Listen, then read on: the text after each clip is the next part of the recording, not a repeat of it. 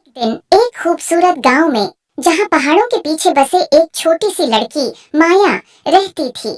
माया का एक ख्वाब हमेशा से था कि वो जादू की दुनिया में होती, और इसलिए वो हमेशा जंगलों का सफर करती रहती। एक दिन जब माया जंजीब वो गरीब मंजर देखा।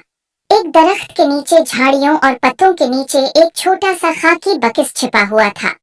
उसकी सतह पर एक अजीब रोशनी चमक रही थी, और माया को महसूस हो रहा था कि उसके गर्द एक राज है। माया ये देखकर बहुत खुश हो गई, और उसने देर न की। वो उस खाकी बक्स को धीरे से साफ करने लगी। जैसे ही माया ने उसे खोला, एक नर्म सोने की रोशनी बाहर आ गई। बक्स में एक छोटा क्रिस्टल गेंद लटक रही थी, जो महसूस हो रही थी जैसे वो दिल से जलते हुए हूँ। माया ने गेंद को हाथ में लिया, और उससे एक अजीब रोशनी महसूस की है।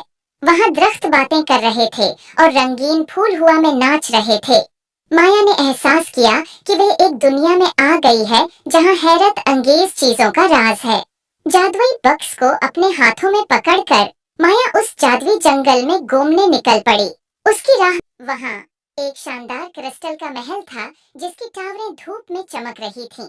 और इस सब के बीच में एक अक्लमंद बुजुर्ग खड़ा था, जो जंगल के जादू का मुहाफिज था। अक्लमंद बुजुर्ग ने मुस्कुराते हुए माया को जादुई डब्बे का हकीकी मकसद बताया। ये जंगल के कदीम मुहाफिजों का तहफा था, जो खालिस दिल और बहादुर रूह वालों को सौंपा जाता था। इसकी ताकत जादू में नहीं, बल्कि इस सफर में थी जो उसने मुतासिर किया कि दिल में नई हिकमत और हैरत की रोशनी भरी हुई थी।